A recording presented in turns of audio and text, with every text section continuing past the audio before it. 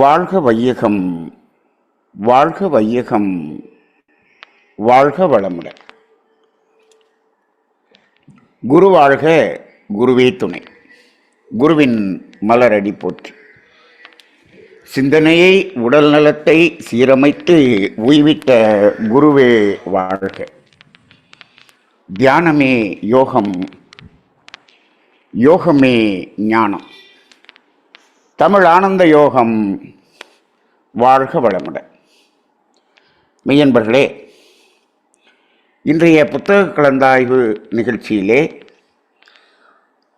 மகரிஷி அவர்களது வாழ்க்கை தத்துவம் 12இல் இருக்கக்கூடிய இரண்டாவது பகுதியின் தத்துவம், காப்புகள் என்ற தத்துவம், அதன் கீழ் மனிதனுக்கு மனிதனே பகை என்ற இன்றைய காலத்துக்கு மிகவும் பொருத்தமான ஒரு தலைப்பின் கீழ் இதுகாரும் வேதாத்திரிய சிந்தனைகளை நமக்கு தொகுத்து அளித்த சாந்தி அம்மா அவர்களுக்கு முதற்கண் நன்றிகளும் வாழ்த்துக்களும்.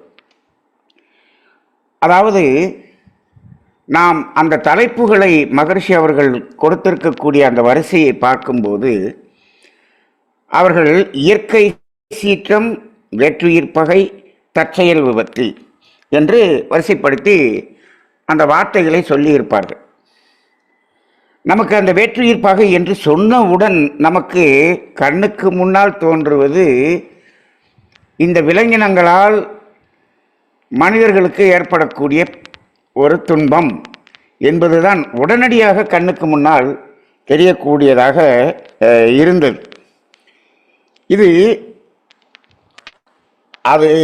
எழுதப்பட்ட காலம் என்பது வேறு, இப்பொழுது இருக்கக்கூடிய உலகத்தில் இருக்கக்கூடிய மனித வாழ்க்கை என்பது வேறாக பார்க்க வேண்டியதாக இருக்கிறது. மகரிஷி அவர்கள் இந்த தத்துவத்தை எல்லாம் கொடுத்தது எந்த காலம் என்றால், அவர் உலக சமாதானம் என்ற புத்தகத்தை எழுதியதே 1959 அந்த புத்தகமாக ரிலீஸ் பண்ணிட்டார். நான் பிறந்த வருஷம் அப்போ ரிலீஸ் பண்ணியிருக்கிறார். அப்போ அத்தனை ஆண்டுகளுக்கு முன்னால் அவர் எழுதும்போது இந்த வேற்றுயிர் பகை என்ற வார்த்தை இங்கே போட்டிருக்கிறார். இப்போ அந்த வேற்றுயிர் என்பது எது என்று அதை நாம் விளக்கமாக சிந்தனை செய்து பார்க்க வேண்டிய ஒரு சூழ்நிலை இப்பொழுது இருக்கிறது. அப்படி பார்த்தோம்னா, இன்றைக்கு வேற்றுயிர் பகை என்பது மனிதனுக்கு மனிதன்தான் என்பது எல்லோராலும் புரிந்து கொள்ளக்கூடிய ஒரு சூழல் மிக அதிகமாக வந்துவிட்டது. அப்போ அந்த இடத்துல இப்போ இன்றைக்கு நாம் இதை பற்றி பேசிக்கொண்டிருக்கிறோம்.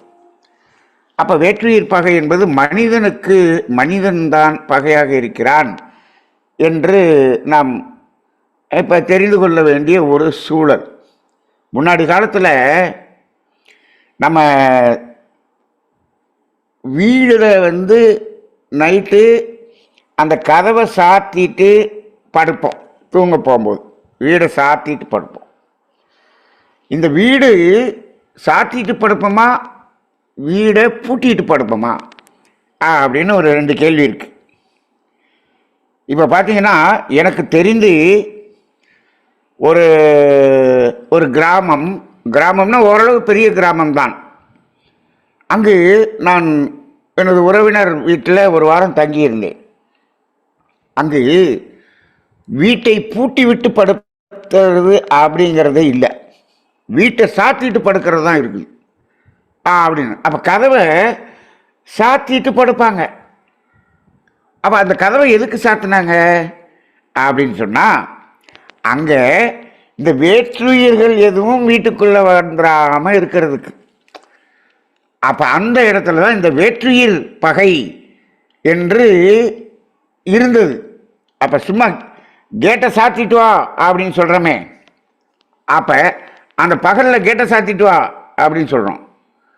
இப்போது என்ன பண்ணுறோம், கேட்டை சாத்துறது இல்லை, கதவை சாத்துறது இல்லை, கதவை பூட்டிட்டு படு. அப்போ நைட்டு படுக்க போகும்போது கதவை பூட்டி விட்டு படுக்கிறோம். ஒரு பூட்டு போட்டு பூட்டி, அப்புறம் அதுக்கு மேலே இன்னொரு அடிதண்டா போட்டு அதில் ஒரு பூட்டை போட்டு பூட்டி, மேலே ஒரு தாப்பால் போட்டு கீழே ஒரு தாப்பால் போட்டு, எத்தனை இடத்துல. இதெல்லாம் இந்த விலங்கினங்களுக்கா இல்லை மனிதர்களுக்கா என்று ஒரு பெரிய கேள்வி இப்போ நம்ம கேட்க வேண்டியதாக இருக்குது. அப்போ இத்தனை பூட்டுகளும் போடுவது எதுக்குன்னா, இது ஆறறிவு படைத்த மனிதனுக்காக, அதிலிருந்து அவனிடமிருந்து தப்பித்துக் கொள்வதற்காக, அந்த பகைக்காக இந்த பூட்டை போடுறான். இப்போ இது ஒரு எனக்கு அது ஆச்சரியமாக இருந்தது. கதவை சும்மா சாத்திட்டு படுக்கக்கூடிய ஒரு கிராமத்தையே பார்க்கும்போது எனக்கு ரொம்ப ஆச்சரியமாக இருந்தது. அதுவும் நான் அங்கே தங்கியிருந்த ஒரு வாரம் தங்கியிருந்த வீடு யாருடைய வீடு என்று சொன்னால், அந்த கிராமத்திலேயே அவர்தான் ஒரு பெரிய அளவு விவசாயம் செய்யக்கூடிய ஒரு பண்ணையார் என்று சொல்லக்கூடிய அளவுக்கு, அப்படி சொல்லுவாங்க அந்த ஊரில். அவர் பெரிய நாட்டார் என்று சொல்லுவாருங்க. அவங்க அவ்வளவு வசதியில் இருந்தவர். அவர் வீட்டையே என்ன பண்ணுவார், சும்மா சாத்திட்டு தான் தூங்குவாங்க தவிர அங்கு பூட்டிட்டு தூங்கினது இல்லை இல்லை. ஆனால் இப்பொழுது நான் பார்க்கிறேன் என்ன என்று சொன்னால், பகலில் கூட வெறும் அந்த தாப்பால் மட்டும் போட்டுட்டு கதவை சாத்திட்டு வீட்டுக்குள்ளே இருக்கிறாங்க அப்படின்னு கேட்டால் அதுவும் இல்லை. இப்பொழுது கூட எல்லாரும் வீட்டுக்குள்ளே பகலிலும் பூட்டி விட்டுத்தான் வீட்டுக்குள்ளேயே இருக்கிறாங்க. இப்போ நம்ம போய் ஹாலிங் பெல் அடித்தோம்னா சாவி எடுத்து பூட்டு திறந்து தான் கதவை திறக்கிறார்கள் பகலிலேயே. அப்போ எந்த அளவுக்கு இப்போ அந்த மனிதன் பகை என்பது வளர்ந்திருக்கிறது. இதெல்லாம் வளர்ச்சின்னு தான் சொல்லணும். அப்படி தானே சொல்கிறாங்க. இப்போ எல்லாமே வளர்ச்சி. இது ஒரு வளர்ச்சி. இது நல்ல வளர்ச்சியா இயற்கையின் பார்வையில்? சரி, இப்போ நம்ம கேட்போம், ஏன் இந்த பூட்டு போட்டு அவ்வளவு பாதுகாப்பை தேடுகிறீர்கள் அப்படின்னா, மனிதனிடமிருந்து காத்துக்கொள்ள. சரி, அப்படி ஏன் இந்த பூட்டு போட்டு காக்க வேண்டிய ஒரு சூழ்நிலை வந்தது என்று அதையும் ஆராய்ச்சி பூர்வமாக சிந்தனை செய்து பார்ப்போம். அப்படி பார்த்தோம்னா அங்கே என்ன வருது அப்படின்னு சொன்னோம்னா, நம்மிடம் கணம் இருக்கிறது.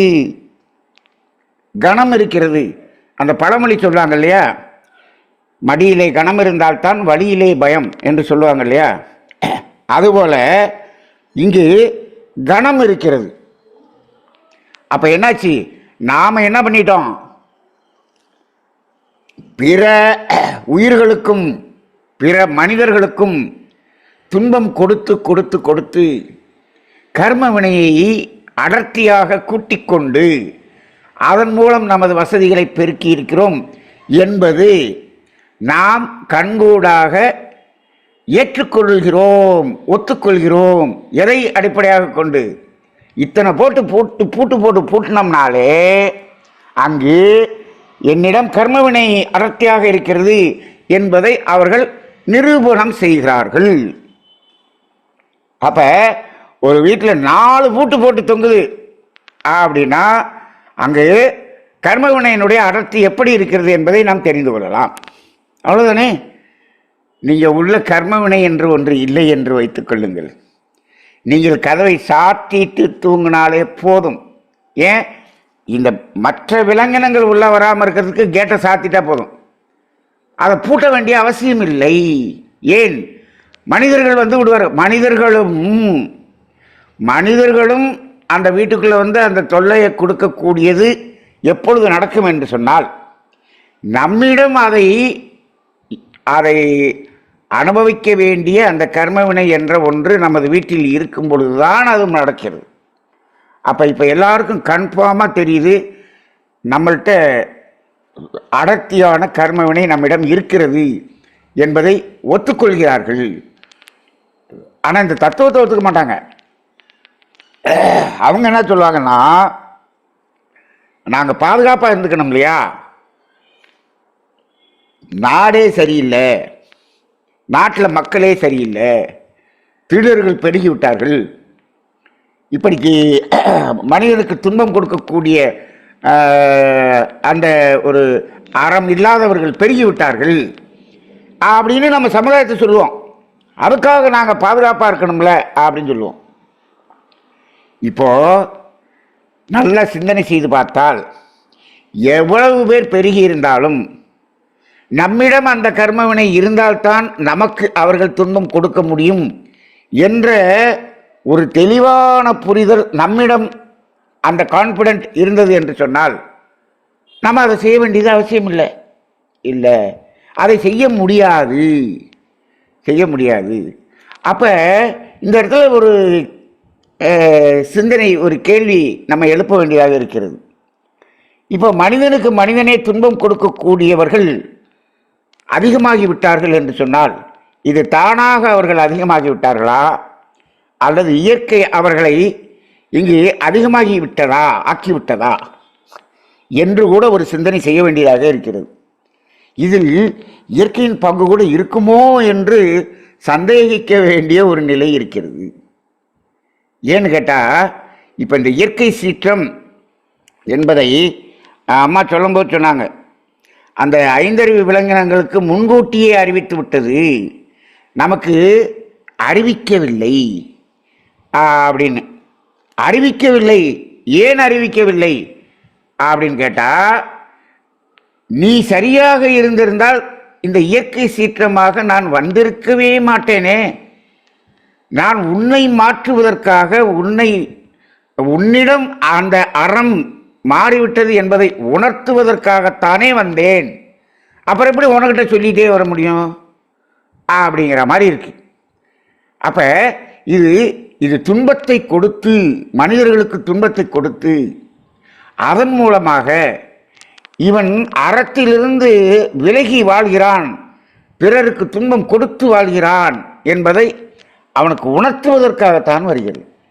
அப்போ இந்த இடத்துல மனிதனுக்கு மனிதன் பகை என்ற ஒன்றை எப்படி பண்ண வேண்டியிருக்கு, பார்க்க வேண்டியிருக்குன்னா, மனிதனுக்கு கொடுத்த அந்த பகை கர்மவினையாக இருக்கிறது. அதை, அந்த கர்மவினையை தூய்மை செய்வதற்கு ஒன்று இயற்கை சீற்றமாக வருகிறது, இல்லை என்றால் இன்னொரு மனிதன் இவனுக்கே பகையாக வருகிறான். அப்போ மனிதனுக்கு மனிதனாக பகையாக வருவதில் ரெண்டு இருக்குதுங்க. இப்போ இவன் மனிதனுக்கு பகையாக இருந்து கர்மவினையை சேர்த்தானே, அந்த பகை என்பது எதன் அடிப்படையில்? இப்போ இந்த கர்மவினை இருக்கிறதுனால நம்ம வீட்டை உடைச்சு இவன் நமக்கு துன்பம் கொடுக்கறதுக்காக ஒரு தவறானே, இந்த பகை, இது ரெண்டுக்கும் என்ன வித்தியாசம் என்பதை பாருங்கள். கொஞ்சம் ஆழ்ந்து சிந்தித்து பார்க்கணும். என்ன அப்படின்னு சொன்னோம்னா, இங்கு சாதாரண மனிதர்கள் பிற மனிதர்களுக்கு துன்பம் கொடுத்து அந்த கர்மவினையை சேர்த்தது எதற்காக என்று சொன்னால், தேவையை மீறுவதற்காக, வாழ்க்கையை சௌகரியமாக ஆடம்பரமாக அனுபவிப்பதற்காக, அதற்காக மனிதன் பிற மனிதனுக்கு துன்பம் கொடுக்கிறான். நன்றாக பாருங்கள், பிற மனிதனுக்கு துன்பம் கொடுக்காமல் நீங்கள் யாராக இருந்தாலும் ஆடம்பரமாகவோ சௌகரியமாகவோ வாழ முடியாது என்பது ஒரு நிலை. அப்போ இது எல்லாமே தேவையை மீறுதல் தானே. இப்போ நல்ல நம்ம வேதாத்திரியத்தை புரிஞ்சவங்களுக்கு தெரியும், தேவையை மீறுவது என்பதே பிறருக்கு கொடுக்கக்கூடிய துன்பம், பாவம். அப்போ இயற்கையின் அடிப்படையிலே நீங்கள் சௌகரியம் என்று போகக்கூடியது கூட என்ன ஆகிறது, பிறருக்கு கொடுக்கக்கூடிய துன்பமாகத்தான் அங்கு கணக்கீடு செய்யப்படுகிறது. அப்போ அந்த சௌகரியம் சௌகரியம் என்பது எப்போ, உங்களது உடல் பாதிக்கப்பட்டு நோயாய்ப்பட்டு, அப்போ அந்த துன்பத்தினால் இருப்பவர்களுக்கு கொஞ்சம் சௌகரியம் தேவைப்படுகிறது. அதை கூடவா சார் நீங்கள் தப்புன்னு சொல்கிறீங்க அப்படின்னா, அவர்களுக்கு அந்த நோய் ஏற்பட்டது, அதனால் தானே இந்த சௌகரியம் தேவைப்படுது. முடியாமல் இருக்கிறவருக்கு இந்த சௌகரியம் வேணும், ரைட்டு. அந்த முடியாமல் போனதுக்கு காரணம் என்ன, அங்கேயே நீ தேவையை மீறி பிறருக்கு துன்பம் கொடுத்தது தானே உனக்கு நோயாகவே வந்தது. உனக்கு நோயே வந்திருக்கவே கூடாதுப்பா. அப்ப அங்கேயே நீ தப்பு பண்ணிட்ட. அந்த தப்பு பண்ணதுனால தான் நோய் வந்தது. நோய் வந்ததுனால சௌகரியத்தை தேடுற. அப்ப இந்த இடத்துல மகரிஷியினுடைய தத்துவம் தேவையின் அடிப்படையில் இருக்கணும் அப்படிங்கிற அந்த இடம் இருக்கு பார்த்தீங்களா, அந்த இடம் மிக மிக மிக மிக அவசியம். இப்ப இந்த மனிதனுக்கு மனிதன் பகை மாற வேண்டும் என்று சொன்னால் அதற்கு தீர்வு என்ன என்று சொன்னால் ஒரே ஒரு தீர்வு தான். என்ன?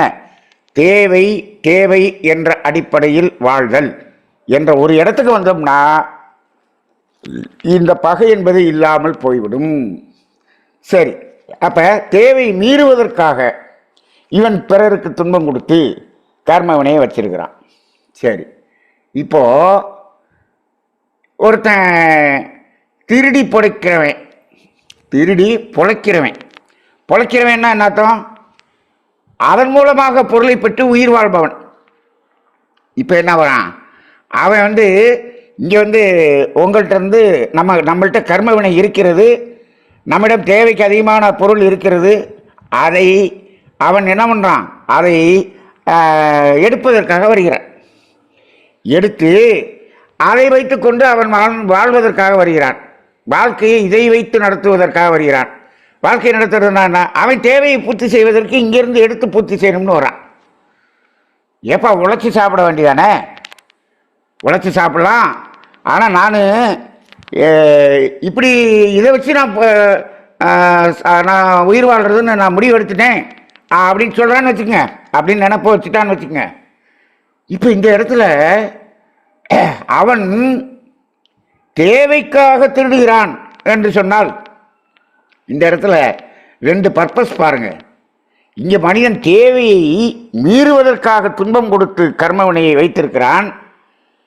அவனிடம் இருக்கக்கூடிய அந்த பொருளை ஒருவன் தேவையை பூர்த்தி செய்வதற்காக திருடுகிறான் என்று சொன்னால் இந்த இடத்தில் யார் பெரிய திருடன்? இப்போ இந்த மாதிரியான ஒரு சிந்தனை செய்யணுமா? இப்படியெல்லாம் ஒரு சிந்தனை செஞ்சால் இது என்ன நண்பனி சார் என்ன இப்படியெல்லாம் நினைக்கிறாரே அப்படின்னு தோணுது. இது நான் நினைக்கல. இயற்கையாக இறைநிலை அங்கு ஒரு பார்வை பார்க்குமா? நிச்சயமாக பார்க்கும். அப்ப இந்த திருடனை விட அந்த திருடன் பரவாயில்ல போல தெரியுதே அப்படிங்கிற மாதிரி இருக்கா?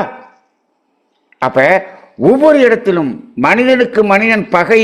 இந்த பகை ஏன் வருகிறது என்று சொன்னால் இந்த தேவையை மீறிய அந்த கர்மவினை என்ற ஒன்றை நாம் வைத்திருக்கும் போது பயம் வருகிறது. இதைத்தான் நம்ம என்ன சொன்னாங்க, மடியிலே கணம் என்பது வேறு ஒன்றும் அல்ல, கர்மவினை என்பதுதான் கணம் என்று பார்க்க வேண்டும். அப்படி அந்த மனிதர்களை அந்த துன்புறுத்துவது என்பது இருக்கிறது. இப்போ இதெல்லாம் சாதாரண நிலை. அந்த தேவையை மீறுவதற்காக ஒரு தனி மனிதனுக்கு கொடுக்கக்கூடிய துன்பம் என்று சொன்னோம் இல்லையா? இப்பொழுது பாருங்கள், தேவையை மீறி ஆடம்பரமான வாழ்க்கையை எங்கள் நாட்டில் உள்ள மக்கள் எல்லாம் வாழ வேண்டும் அப்படின்னு ஒரு நாட்டு அதிபர் முடிவெடுத்துட்டாருன்னு வச்சுக்கோங்க. அவர் என்ன பண்ணுறாரு? பிறர் நாட்டின் மீது படையெடுத்து அங்கு இருக்கக்கூடிய வளங்களை எல்லாம், இயற்கை வளங்களை எல்லாம் எடுத்து இவர் கொண்டு போய் இவர் நாட்டில் இருக்கக்கூடிய மக்களை எல்லாம் ஆடம்பரமாக வாழ வைக்கிறார். அந்த நாட்டில் இருந்து எல்லா வளங்களையும் எடுத்த பிறகு அந்த நாட்டில் விவசாயம் கூட பண்ண முடியல, ஒரு புல் பூண்டு கூட விளைய முடியாத அளவுக்கு மாறிவிட்டது. அப்படி அந்த நாட்டில் இருக்கக்கூடிய மக்கள் எல்லாம் பட்டினியால் குழந்தைகள் செத்து கொண்டிருக்கிறார்கள். நீங்கள் எல்லாம் பார்த்துருப்பீங்க, சோமாலியான்னு ஒரு நாடை பற்றி கேள்விப்பட்டிருப்பீங்க. ஏன் சோமாலியாவில் மட்டும் இப்படி சாப்பாடு இல்லாமல் இப்படி அத்தனை மனிதர்களும் குழந்தைகள் எல்லாம் சாகக்கூடியதை பார்க்கிறோமே என்று. அப்போ இயற்கை நாம் என்ன சொல்கிறோம்? எல்லா வளங்களையும் படைத்துவிட்டு அதன் பிறகுதான் மனிதர்களை படைத்தது என்று சொல்கிறோம். அப்போ அந்த பகுதியில் மட்டும் அவர்களுக்கு இயற்கை வளங்களை இல்லாமல் ஆக்கிவிட்டதா என்று கேட்டால் அங்கே ஏன் அப்படி ஒரு நிலை வந்தது என்பதை நீங்கள் அதை வரலாற்றின் மூலமாக சிந்தனை செய்து பார்த்தீர்கள் என்று சொன்னால் அங்கு இருக்கக்கூடிய அந்த பூமிக்கு அடியில் இருக்கக்கூடிய வளங்களை எல்லாம் சுரண்டி அதை தோண்டி எடுத்து அதை கொண்டு சென்று விட்டார்கள். அந்த ஆடம்பரமாக வாழ வேண்டும் என்ற நாட்டுக்கு உள்ள அதிபர்கள் இதை எடுத்து இப்படி பண்ணதுனால இங்கு இயற்கைக்கு செய்த துரோகமாக இங்கு என்ன ஆகிறது, இங்கு வறுமை என்பது வருகிறது. இப்போ நம்ம நாட்டிலையும் நீங்கள் பூமியை தோண்டி தோண்டி இன்னும் மீத்தேன் எடுக்கிறேன், ஹைட்ரோ கார்பன் எடுக்கிறேன், அதை எடுக்கிறேன், இதை எடுக்கிறேன், நீங்கள் ரொம்ப தோண்டிக்கிட்டே இருந்தீங்கன்னா ஒரு காலத்தில் இங்கு விவசாயம் என்பதே இல்லாமல் போய்விடும், உணவு என்பதே இல்லாமல் போய்விடும். அப்போ என்ன பண்ணுறோம், இயற்கைக்கு செய்யக்கூடிய துன்பம். இப்போ நம்ம இயற்கை சீற்றம் சொல்கிறோமே, அது இயற்கைக்கு செய்யக்கூடிய துன்பம். எப்படி பூமியை தோண்டி எதுவெல்லாம் எடுக்கிறோமோ அது இயற்கைக்கு விரோதமானது. அப்போ இது என்ன பண்ணுறான், அவன் நாட்டில் எடுக்கிறது இல்லை, அடுத்த நாட்டில் போய் எடுத்து அவனையும் அழித்து இவன் ஆடம்பரமாக வாழ்கிறான். அப்போ தேவையை மீறி சௌகரியமாகவும் ஆடம்பரமாகவும் இவன் வாழ்வதற்காக அடுத்த நாட்டையே அடிமைப்படுத்தக்கூடிய ஒரு நிலையை பார்க்கிறோம். இப்போ எதையெல்லாம் யார் அடிமையாக வச்சுக்கிறது அப்படின்னு ரெண்டு குரூப் இப்போ இன்னைக்கு என்ன பண்ணிட்டு இருக்கு, நான் அடிமையாக எதெல்லாம் வச்சிருக்கேன், நான் அடிமையாக எதெல்லாம் வச்சிருக்கேன் அப்படிங்கிற ஒரு நிலை வருகிறது. இப்போ இங்கு அந்த மனிதனுக்கு மனிதன் பகை என்பதன் உச்சத்துக்கு சென்று விட்டார் மனிதன். அப்போ இப்போ இந்த இடத்தில் இயற்கை பல்வேறு வகையில் ஒரு துன்பத்தை கொடுத்து உணர்த்தி கொண்டுதான் இருக்கிறது. நான் பொதுவாக சொல்வேன், இந்த கோள்களிலே ராகு, சனி, செவ்வாய் இவைகளுடைய சேர்க்கை வரும்பொழுது இயற்கை மனிதனுக்கு பல இடங்களில் பல பாடங்களை கொடுக்கும் என்று சொல்லுகிறோம்.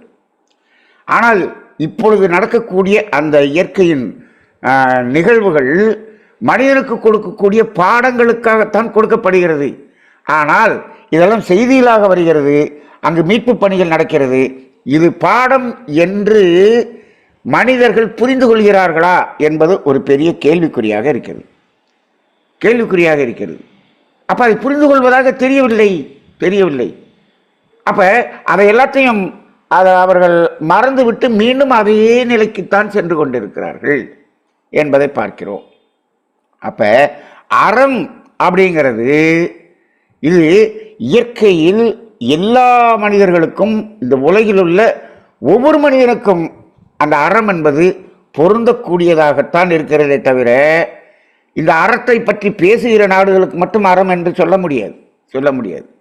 இன்னும் சொல்லப்போனால் நாம் இன்னைக்கு இத்தனை தத்துவம் பேசிக்கிட்டு இருக்கோம்.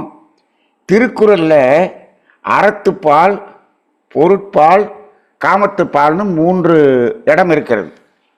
இந்த இடத்துல இப்போ இந்த திருக்குறளை ஆழமாக விளக்கம் சொல்லக்கூடிய, அதாவது அதை பற்றி விளக்கி கூறக்கூடிய ஒரு திருக்குறள் சபை என்று வைத்துக் கொள்ளுங்கள். அங்கே என்ன சொல்றாங்கன்னா, இப்போ அறத்துப்பாலில் இருக்கக்கூடிய அறம் என்பது வேறு, பொருட்பாலில் இருக்கக்கூடிய அறம் என்பது வேறு என்று பிரித்து சொல்கிறார்கள். எனக்கு ஆச்சரியமாக இருந்தது.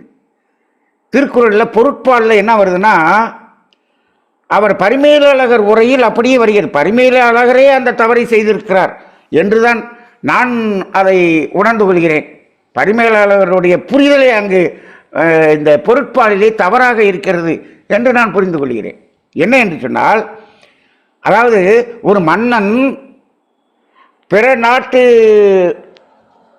மன்னன் படையெடுத்து இங்கு வந்தான் என்றால் இவன் தன்னுடைய மக்களை காப்பதற்காக அந்த படையெடுத்து வரக்கூடிய அந்த வீரர்களை எல்லாம் இவன் எதிர் நின்று போரிட்டு அவர்களை அழித்து விட வேண்டும். அதுதான் அந்த இடத்தில் அறம் என்று பரிமேலழகரே எழுதியிருக்கிறார். இப்படி சொல்லப்பட்டிருக்கிறது. அப்ப இப்ப எப்படி அறம், எப்படி இது அறமாக? அப்ப அறத்துப்பால்ல என்பது அறத்துப்பாலில் அந்த இடத்தில் அறம் என்பதை அப்படி எடுத்துக்கொள்ள வேண்டும். இந்த இடத்தில் அறம் என்பதை இதுதான் அறம், தன்னுடைய மக்களை காக்க வேண்டும் என்பதற்காகத்தான் இவன் மன்னனாக இருக்கிறான். அப்ப தன்னுடைய மக்கள் இவனுடைய அந்த அந்த அதாவது வேற்று நாட்டு வீரர்களால் நம்ம மக்கள் பாதித்து விடக் கூடாமல் அதை தடுக்க வேண்டிய ஒரு அறம் என்பது இந்த மன்னனிடம் இருக்கிறது. தன்னுடைய மக்களை காப்பாற்ற வேண்டும் என்ற அறம் இருக்கிறது என்று சொல்லுகிறார்கள். அதற்காக அதை அழிக்கலாம். அப்ப நான் கேட்கிறேன், இப்ப மன்னன் மக்களை காக்கணும்னு சொல்றீங்க, ரைட்டு. அதே போல ஒரு குடும்பத்தில் இருக்கக்கூடிய ஒரு தலைவன், இவன் மனைவி குழந்தைகள் இவங்க குடும்பம் இருக்குன்னு வச்சுக்குவோம். இப்ப இந்த குடும்பத்துக்காக அப்ப என்ன பண்ணலாம்? அப்ப இந்த இதை பாதிக்கக்கூடிய அளவுக்கு எவனாவது வந்தான்னா அவனை அடித்து அவனை என்ன பண்ணலாம்? இந்த குடும்பத் தலைவன் அவனோட சண்டை போட்டு அவனை என்ன பண்ணலாம்? வீழ்த்த வேண்டும். அப்படித்தானே அர்த்தம். அப்ப அதுதானே அறம் என்று ஆகிறது. அப்ப எப்படி இந்த அறம் என்பது இங்கும் அங்கும் வேறுபடும் என்று எனக்கு அதில் பெரிய ஒரு குழப்பமே ஏற்பட்டது. அதில் நான் இப்படி எப்படி அறத்தை இடத்துக்கு தகுந்தார் போல் அறத்தை எடுத்துக்க சொல்லி எந்த வள்ளுவர் சொன்னார், வள்ளுவர் அப்படி எழுதியிருக்க மாட்டார் என்று எனக்கும் அவங்களுக்கும் ஒரு பெரிய சண்டையே நடந்துவிட்டது. அறம் என்றால் ஒன்றாகத்தான் வள்ளுவம் சொல்லியிருக்க வேண்டும். இது எப்படி அந்தந்த இடத்துக்கு தகுந்த மாதிரி அறம்? இப்போ இடத்துக்கு தகுந்தார் போல அந்த அறம்ங்கிறது மாறுபடலாம். எப்ப அப்படின்னு சொன்னா வள்ளுவரே என்ன சொல்றாருன்னா, அந்த பொய்மையும் வாய்மை இடத்து அந்த இடத்துல துன்பம் போக்கப்படுகிறது என்று சொன்னால் அது அதற்காக பொய் சொன்னால் பரவாயில்லன்றார். ரைட்டு. இந்த இடத்துல இவர்களை காப்பதற்காக அவர்களை அந்த எதிர்த்து வந்த படையினரை கொன்று குவிக்கக்கூடியது அதுதான் தர்மம் என்று சொன்னால் இதுக்கெல்லாம் அப்புறம் கடைசியில் எங்கே போயிடுவாங்க? மகாபாரதத்தில் கிருஷ்ணனே சொன்னார், அவர் போர் புரிய சொன்னார் அப்படின்னு அந்த கதையை உதாரணமாக எடுத்துக்கொள்வார்கள். ஆனால் அங்கே கிருஷ்ணன் சொன்னது அது எழுதப்பட்ட கதை. அந்த கதையில் எதை வைத்து எழுதினார்கள், எதற்காக அந்த கதையை உருவாக்கினார்கள்? நேரடியாக தத்துவத்தை மக்களுக்கு சொல்ல முடியாததால் கதையின் மூலமாக தத்துவத்தை சொன்னதுதான் மகாபாரதம். அந்த இடத்தில் நீங்கள் நரகாசுரனை அழிக்க வேண்டும் என்று சொல்லுகிறோம் தீபாவளி அன்றைக்கு. நரகாசுரன்னா யாரு?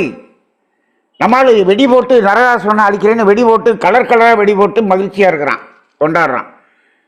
ஆனால் இவனே நரகாசுரனாக இருந்து கொண்டு தான் இவன் அந்த வெடி போட்டுக்கிட்டு இருக்கிறான். நரகாசுரன்னா யாருரா அப்படின்னு மக்களிடம் கேள்வி கேட்டால் அது ஒரு அரக்கன் அப்படின்னு சொல்லிடுறான். நரகாசுரன் யாரு? மகரிஷி தெளிவாக சொல்லுகிறார். நர அக அசுரன் என்று பிரிக்கிறார். நரம் கூட்டல் அகம் கூட்டல் அசுரன், நர அக அசுரன் என்று சொல்லுகிறார். உடலாலும் உள்ளத்தாலும் அசுரத்தன்மை யாரிடமெல்லாம் இருக்கிறதோ அவனெல்லாம் நரகாசுரன் என்று சொல்கிறார். அப்ப யாரு? இப்ப இங்க இருக்கிற எல்லா மனிதனும் நரகாசுரனாக இருக்கிறான். அப்ப உனக்குள்ள இருக்கக்கூடிய மனதுக்குள்ள இருக்கக்கூடிய உனக்குள்ள இருக்கக்கூடிய அசுரத்தன்மையை ஒழிக்க வேண்டும்.